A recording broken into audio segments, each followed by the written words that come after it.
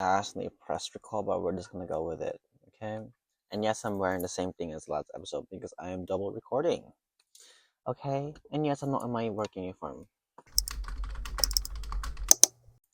Welcome back to the Irish Diary, starting me, J.E. Mahalkuya, and we are excited. Well, not really excited, because it's low-key like my day off. Well, yesterday was my day off, and I literally just went to the gym and just had fun, and like I had the whole house to myself after two. And you know what I did? I just laid in the sofa and I watched YouTube, and I kind of wrote it a little bit, and I kind of took a nap and stuff like that. And yes, I did scroll on Hinge. Like, literally, leave me alone. Like, I'm just a girl. But yeah, holding space for that. But I hope everyone is having a good day. Like, it's kind of still cloudy, bootsy bellows in Melbourne. So we'll see. Autumn is coming, winter is coming, Game of Thrones is coming. Someone's coming. In a sense that. So this episode will be a bit rambly in a sense that I will be kind of, what was that? I will be kind of writing about, talking about my a Substack article that I'm currently writing, and I don't know if it's gonna be out by the time this episode releases. Hopefully soon, if I don't literally like um procrastinate on that stuff. But we're talking about like um podcasts and talk shows and interviews and all these like stuff that happens in the internet, like the abundance. Can we talk about the abundance of like talk shows on the internet? We have The Hot Ones by Sean Evans. We have Amelia's Chicken Shop Date. We have Brittany Broski's Royal Court. We have Quenlin Blackwell's feeding starving celebrities. And then we have Larry's Ride or Die. And then we have other stuff as well, like the most search internet questions, stuff like that. And then we also have Jake Shane's The Therapist. And we have all these like weird things that's happening in like the media culture and like the media realm, where like, yes, like celebrities go on these like talk shows and stuff like that to kind of like promote their work, which that's not a sin, like that happens, like yes, like holding space for that.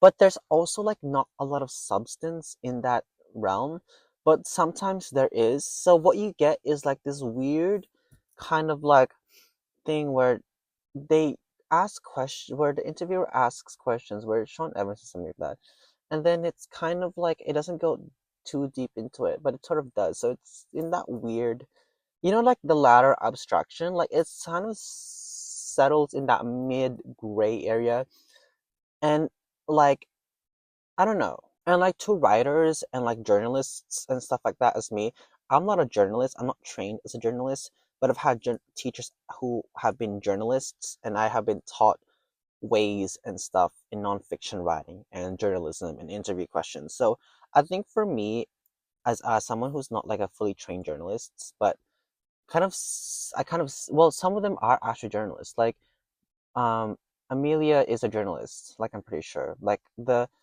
hot one started out as a written column. You know what I mean?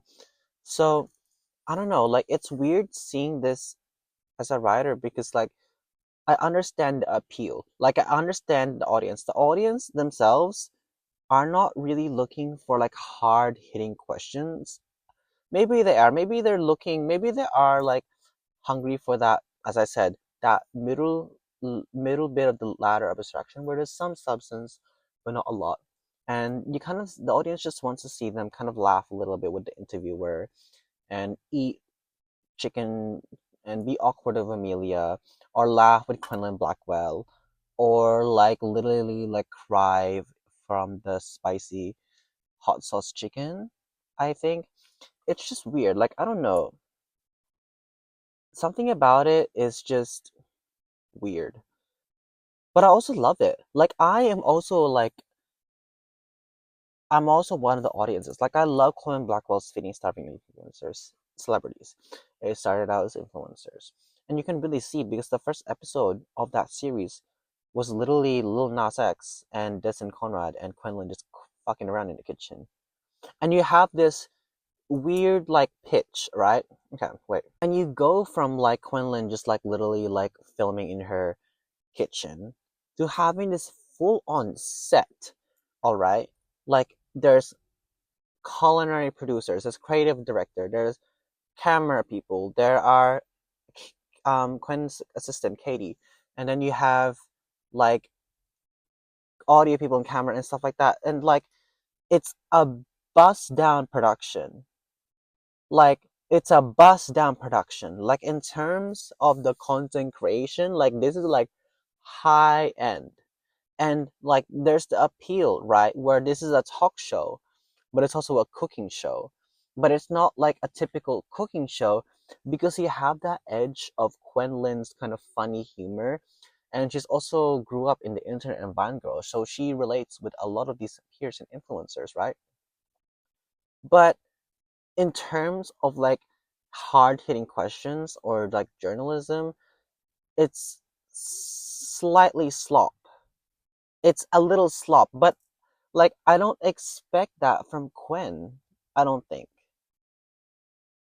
Like you don't expect hard hitting questions from Quinn. Even from her like what is it called? Like she has this thing in the show where putting bitches on the spot where she asks rapid fire questions and she's literally putting the celebrities on the spot. And even then, as those aren't hard hitting questions. Like, yes, Charlie XCX has burner accounts, so we've been you. Should we call Bella Hadid? Like, what? Like these questions probably would have had to be pre-approved by like a publicist or something like that. And they're pretty tame. They're not putting anyone on the spot. They're boring.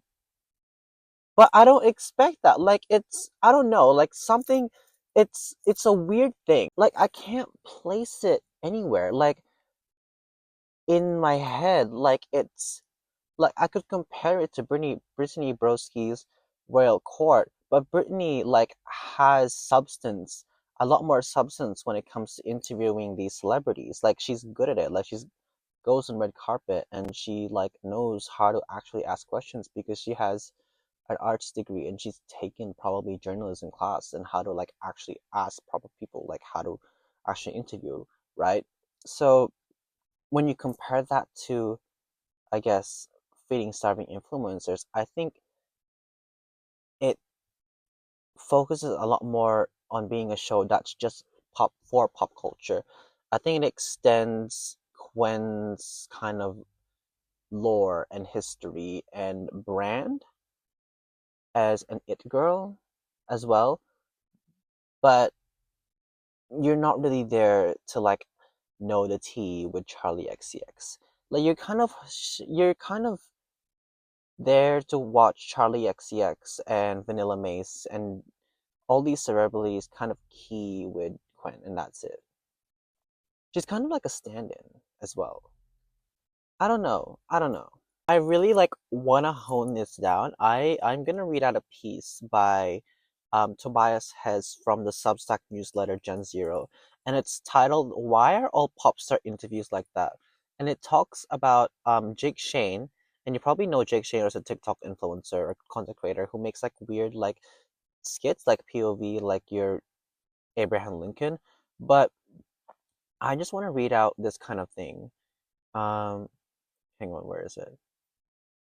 But it's really talking about Jake Shane's kind of show or interview called The Therapist, all right?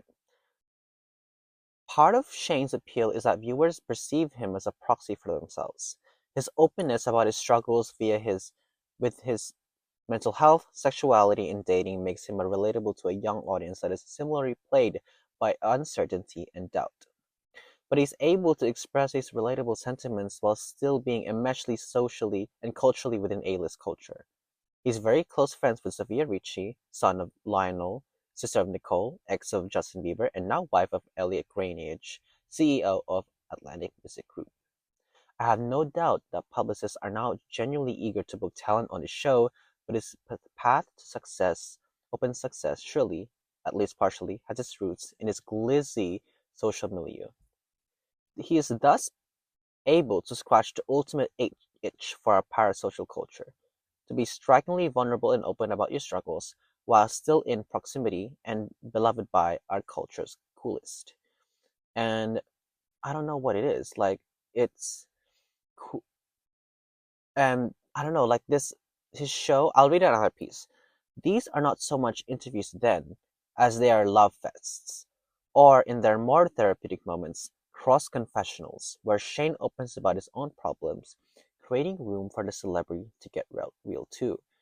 So these kind of contents or talk shows, they're not interviews, babe. They're not interviews, and that's fine. That's fine. They exist, I think, for pop culture.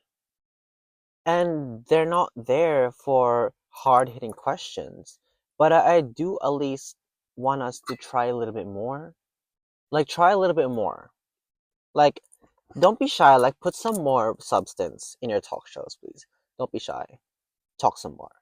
And I think that's really missing these days. Like I'm very, very sad about that. Like it's very tragic. Let's I'm not asking everyone to be like a giant journalist. I'm asking everyone to be have a little more substance when questioning people. You're at a talk show, you're at an interview. Have some substance. But other than that, we're kind of done. Reading list. I am another it'll be the same thing as last time.